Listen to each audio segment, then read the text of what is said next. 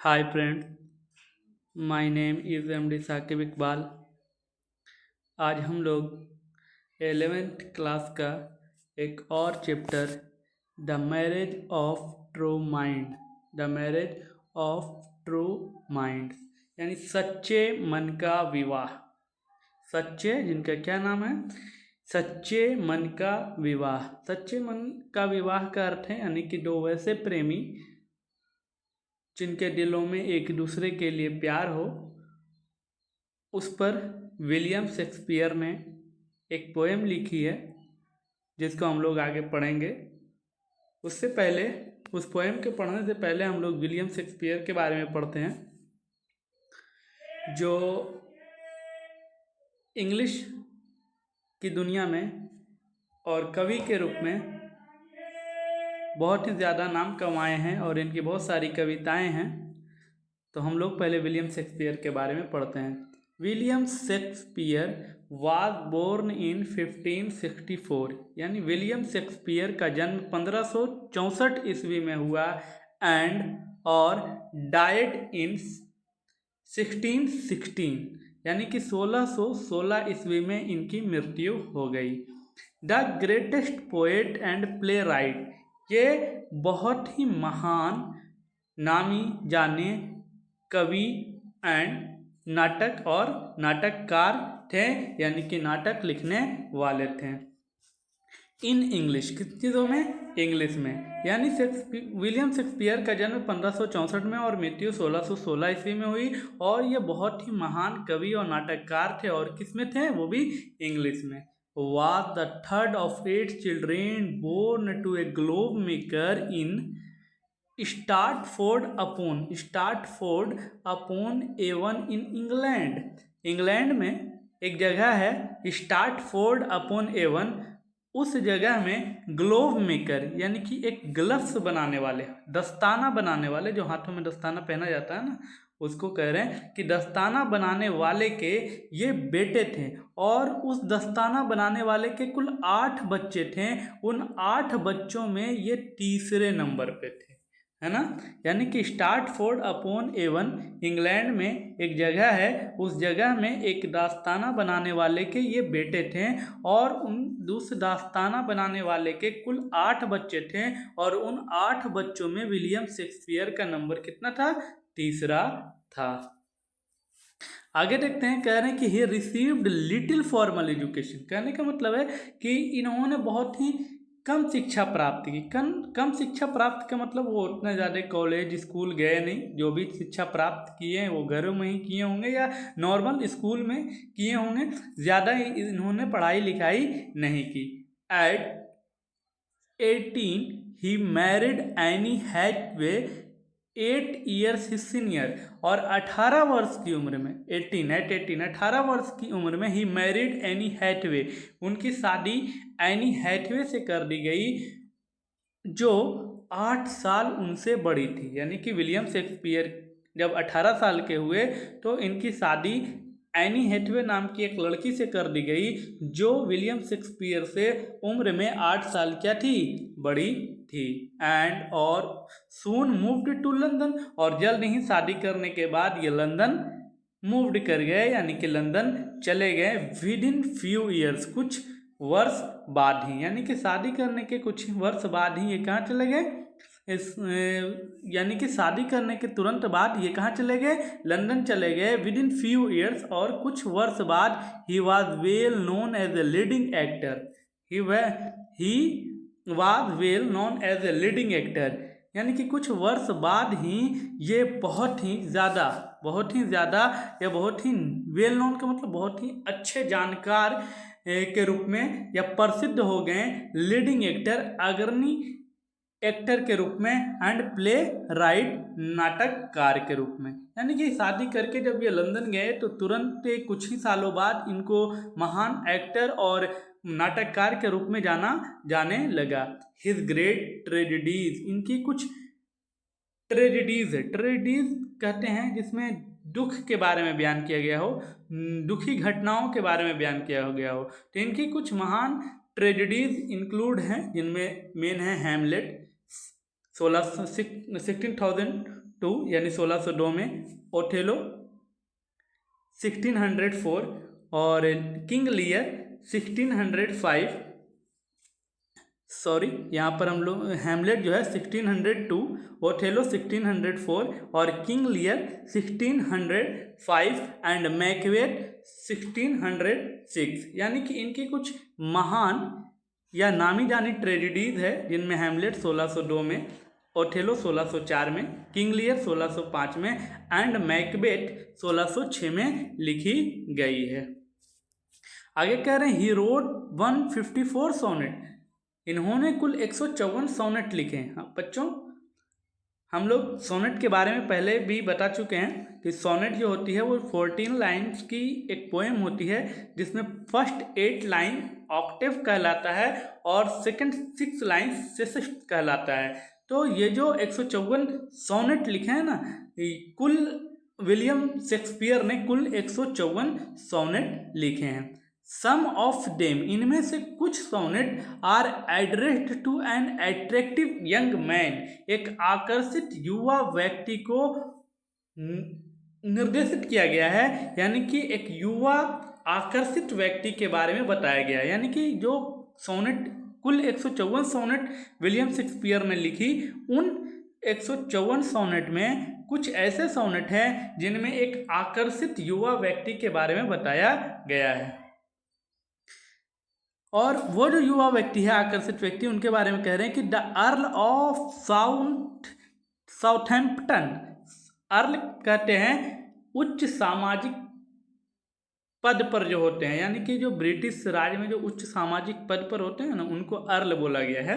तो कह रहे हैं कि the earl of Southampton, Southampton के अर्ल जो थे, whom the poet argues to marry, तो ये कवि जो हैं विलियम शेक्सपियर, वो उनसे आर्ग्यूज करते हैं, निवेदन करते हैं कि शादी कर लो। यानी कि साउथैम्पटन के जो सामाजिक पद पर, उच्च स्तर पद पर थे, उनसे ये कवि विलियम शेक्सपियर ये निवेदन करते हैं कि आप क्या कर लीजिए, शादी कर लीजिए। Others to a mysterious dark lady, और कुछ सोनेट उन्होंने एक रहस्यमयी सांवली औरतों पर लिखी। ए लव ट्रायंगल, और इनके कुछ सोनेट में लव ट्रायंगल यानी कि त्रिकोणमितीय त्रिकोण प्यार मिलता है, लव ट्रायंगल कहते हैं। जैसे यहाँ पर बताया गया है, to man to a woman, यानी कि एक औरत और उसमें उससे दो लोग प्यार करते हो, दो मर्द प्यार करते हो, एक ही औरत हो और उसके साथ दो मर्द प्यार करते हो। तो इस तरह की सोनेट्स भी इन्होंने लिखे हैं। Is suggested in a number of sonnet, और इस तरह की कविताओं की, इस तरह की सोनेट्स की संख्या बहुत ज़्यादा मिलती है इनके सोनेट्स में।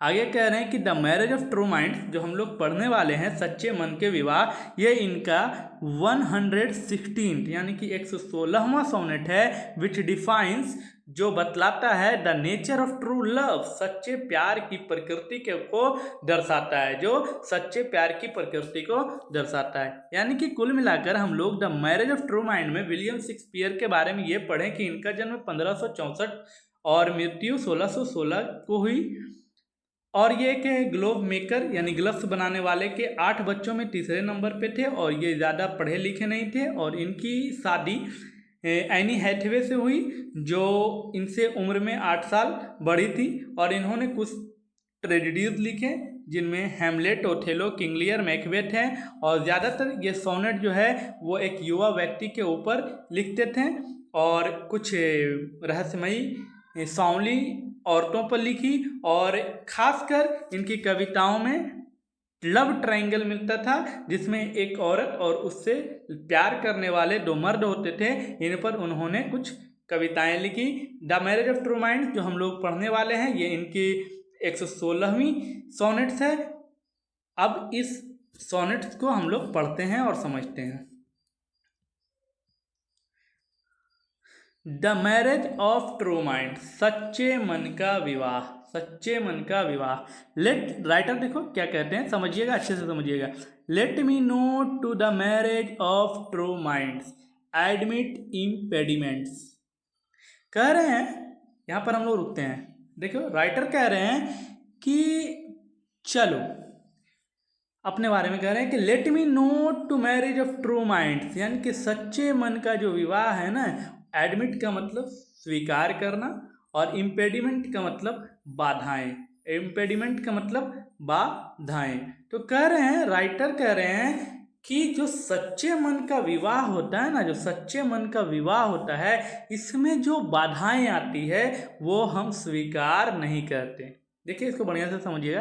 कहने का अर्थ है, राइटर कहते हैं कि जो दो लोग प्यार करते हैं सच्चे मन से, सच्चे दिल से, उनके शादी में, यहाँ पर मैरिज का मतलब यूनियन कहा गया है, तो उनके शादी में, उनके मैरिज में कोई बाधाएं आ जाए, इस बाधाओं को हम स्वीकार नहीं करते हैं। यानी कि जो दो लोग प्यार करते हो और वो सच्चे मन से प्यार करते हो, तो वो एक दूसरे से मिलकर ही रहते हैं, चाहे उनकी लाइफ में कितनी भी अड़चने आ जाए वो मिल ही जाते हैं। जबकि प्यार क्या होना चाहिए? सच्चा होना चाहिए। तो वही कह रहे हैं कि let me not to the marriage of true minds admit impediment, सच्चे मन के विवाह में अगर कोई अड़चन आ जाए या कोई बाधाएं आ जाए तो हम इसको स्वीकार नहीं करते हैं, हम इसको नहीं मानते हैं। लव इज नॉट लव, आगे राइटर कहते हैं प्यार प्यार नहीं होता, प्यार प्यार नहीं होता, which alters when it alternation finds, alters का मतलब बदलाव, बदलना। और तो कह रहे हैं कि प्यार प्यार नहीं होता जब ये बदल जाता है, जब ये बदल जाए। तो कब बदलता है? व्हेन इट अल्टरनेशन फाइंड, जब इसे कुछ बदलाव मिले, जब इसे कुछ बदलाव दिखे और वो बदल जाए तो वो प्यार प्यार नहीं होता। राइटर के कहने का अर्थ है कि दो लोग जब प्यार करते हैं, बाद में उन दोनों को कोई तीसरा ऑप्शन मिले और वो उस तरफ चला जाए तो वो प्यार प्यार नहीं होता, बल्कि प्यार जो होता है ना, वो एक बार हो जाए तो वो जिंदगी भर चलने वाला होता है। तो राइटर के अनुसार कि प्यार प्यार नहीं होता जिसे कुछ बदलाव दिखे, अल्टरनेशन फाइंड, यानी कि जिसे कुछ बदलाव मिले और वो बदल जाए, वो प्यार प्यार नहीं होता। और bends with the remover to remove, और रिमूवर कहते हैं मिटाने वाले को, यानी कि प्यार को मिटाया जाए और वो मिट जाए, वो भी प्यार प्यार नहीं होता। या फिर झुक जाए, वो प्यार प्यार नहीं होता। यानी कि ना प्यार कभी मिटता है, ना प्यार कभी झुकता है। और अगर प्यार झुक रहा है और प्यार मिटाने पर मिट जा रहा है तो वो प्यार प्यार नहीं है। आगे देखिए क्या कहते हैं, पहले इसको देख लीजिए। इसमें मतलब हम लोग इस चारों में क्या समझे, राइटर कह रहे हैं कि सच्चे मन के विवाह में कोई बाधाएं नहीं आती है, और अगर आती है तो हम उसको स्वीकार नहीं करते। और जो प्यार होता है ना, वो वक्त के साथ बदलता नहीं है। अगर उसको कोई बदलाव मिले तो वो बदलता नहीं है, या फिर कोई उसे झुकाए या मिटाने की कोशिश करे तो वो भी मिटता नहीं है। आगे कहते हैं, ओ नो, अरे नहीं, it is an ever fixed mark, ये जो प्यार है ना, वो फिक्स्ड मार्क है, निशान है, इस तरह का निशान जो कभी मिटता नहीं है ना। क्या है? या तो एक स्थायी चिन्ह है, यूर फिक्स्ड मार्क, ये कभी भी नहीं मिटेगा, यह स्थायी चिन्ह है। डैट लुक्स ऑन टेम्पेट्स, जो तूफानों को देखता है, एंड इज नेवर सेकेंड, और कभी भी नहीं डगमगाता, कभी भी नहीं हिलता। कहने का अर्थ है कि जो एक बार प्यार कर ले और सच्चे मन से प्यार करे, वो उसके लिए फिक्स निशान है। कितना भी तूफान आ जाए, कितनी भी परेशानियां आ जाए, कितनी भी कठिनाइयां आ जाए, लेकिन उसे झुकाया नहीं जा सकता, उसे डगमगाया नहीं जा सकता, उसे मिटाया नहीं जा सकता। तो राइटर वही कह रहे हैं, टेम्पेट्स का मतलब होता है तूफान, है ना। तो डैट लुक्स ऑन तूफान, जो तूफानों को देखता है, जो तूफानों को झेलता है, लेकिन उसे कभी भी मिटाया, डगमगाया या हिलाया नहीं जा सकता। It is the star to every wandering bark, wandering bark यहाँ पर लेंगे जो नाव समुद्र में भटक जाते हो, है ना। और अभी तो उसके पास एक से एक यंत्र हैं जिससे वो दिशा का पता लगाता है, इंस्ट्रूमेंट्स हैं उनके पास। लेकिन पहले के ज़माने में इस तरह के इंस्ट्रूमेंट्स नहीं होते थे, तो वो लोग सितारों के ज़रिए, ध्रुव के ज़रिए पता लगाते थे कि हम किस दिशा में जा रहे हैं। तो यही कह रहे हैं writer, it is the star to every wandering bark, यह जो है ना प्यार, प्यार के बारे में कह रहे हैं, यह एक सितारा है जो खोए हुए नाविकों को रास्ता दिखाता है। यह एक सितारा है जो खोए हुए नाविकों को, खोए हुए राहगीरों को, भटके हुए लोगों को क्या करता है, रास्ता दिखाता है। तो जो रास्ता दिखाता है उसको क्या कह रहे हैं, it is the star of every wandering bark, यह एक तारा है। हुज वर्थ अननोन, जिसका मूल्य अज्ञात है। प्यार का मूल्य अज्ञात है, आप प्यार की कीमत नहीं लगा सकते। Although his height be taken, यद्यपि आप उसकी ऊंचाइयां माप लिए, आप उसको जज कर लिए कि एक दूसरे के दिल में कितना प्यार है, लेकिन फिर भी आप उस प्यार की कीमत, उस प्यार का मूल्य नहीं लगा सकते, क्योंकि यह मूल्य अज्ञात है, अननोन है। यानी कि सेकंड पैराग्राफ में जो विलियम शेक्सपियर हैं वो बहुत ही अच्छी बात कह रहे हैं कि जो प्यार है ना वो एक स्थायी चिन्ह है, इसे आप कभी मिटा नहीं सकते। कितना भी उसकी लाइफ में तूफान आ जाए, कठिनाई आ जाए, है ना, आप उस प्यार को उसके दिल से ख़त्म नहीं कर सकते हैं। और it is the star to every wandering, और ये प्यार है ना वो खोए हुए भटके हुए लोगों के लिए रास्ता दिखाता है और एक तारा की तरह है। और प्यार का जो मूल्य है ना वो अमूल्य है, यानी कि उसकी आप कीमत नहीं लगा सकते। यद्यपि आप उसकी ऊंचाई को माप लिए हो, लेकिन आप उसे उसकी अंदाज़ा लगा नहीं सकते। प्यार जो है ना, प्यार वो एक बहुत ही अच्छा शब्द है, और प्यार जो है ना वो एक फीलिंग्स है। लेकिन आज के डेट में, आज के ज़माना में प्यार को बदनाम कर दिया गया है ना, इस तरह से, क्योंकि प्यार को लोग समझ ही नहीं पा रहे। कोई भी किसी भी प्यार जो शब्द है, लव जो शब्द है ना वो बहुत ही अच्छा शब्द है, लेकिन आज के ज़माने में ये शब्द सुनने में थोड़ा अजीब भी लगता है और लोग इसकी कीमत को समझ ही नहीं पाते। लेकिन रियलिटी और सच्चाई यही है कि लव जो है, प्यार जो है वो एक ऐसी फीलिंग्स है जो जिसकी कीमत, जिसका मूल्य सच में हम लोग लगा नहीं पाएंगे और ना ही हम उसे समझ पाएंगे। चलिए आगे हम लोग देखते हैं विलियम शेक्सपियर का कि लव्स नो टाइम फूल, कह रहे प्यार जो है ना वो समय के साथ मूर्ख बनाने का नहीं है। यानी कि प्यार जो है वो समय के साथ, समय जो है प्यार को मूर्ख बना नहीं सकता। कहने का अर्थ है कि प्यार जो है, प्यार को समय भी मूर्ख नहीं बना सकता। टफ रोजी लिप्स, गुलाबी जो होंठ हैं, एंड चिक्स और चिक्स, और जो गाल हैं, with in his bending sickle, sickle देखे होंगे, हसुआ, हसुआ थोड़ा सा बेंड होता है, झुका हुआ होता है, मुड़ा हुआ होता है। कंपास का मतलब यहाँ पर दायरा लेंगे, है ना, दायरे में आते हो। देखो इस लाइन को समझो, कह रहे हैं कि समय के साथ प्यार को आप मूर्ख नहीं बना सकते।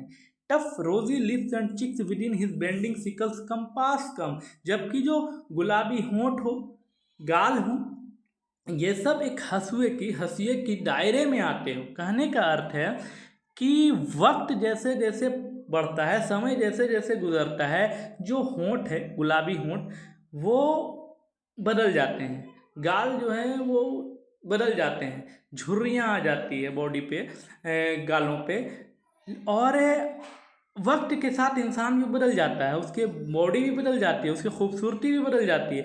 लेकिन जो प्यार होता है ना दिलों में, उससे आप बदल नहीं सकते। जो सच्चे प्यार होता है ना उसको आप कभी भी नहीं बदल सकते। वो शुरुआत में जैसा था वो अंत में ही भी वैसा ही रहेगा। भले से उसके फेस पे झुर्रियाँ आ जाए, उसके हाथ की नसें दिखने लगे, सिकुड़ने लगे, और उसके गुलाबी होंठ जो है वो थोड़ा सा फटे हो जाए, गाल जो है वो थोड़े से ख़राब हो जाएं, लेकिन फिर भी समय जो है इन सब चीज़ों को तो बदल सकता है, लेकिन उसके प्यार को बदल नहीं सकता। प्यार जो शुरू में था वो अंत में भी रहेगा। यानी कि राइटर इस लाइन में यही समझाने की कोशिश किए हैं कि लव्स नो टाइम्स फूल, समय जो है वो प्यार को मूर्ख नहीं बना सकता, बल्कि रोजी लिप्स हो, चिक्स हो, ये सब एक दायरे में आते हैं, लेकिन प्यार का कोई दायरा नहीं होता।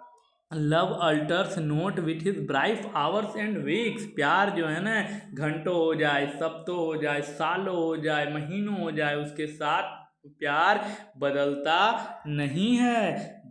बल्कि bears it out even to the edge of doom, जबकि इसे प्यार जो है वो क़यामत के किनारे तक ले जाता है। प्यार इसे कहाँ तक ले जाता है? क़यामत तक। यानी एक बार प्यार हो जाए तो वो कहाँ तक चलते रहता है? क़यामत तक। डूम का मतलब क़यामत और एज का मतलब किनारा, है ना। तो बल्कि ये प्यार जो है वो क़यामत के किनारे तक ले जाता है।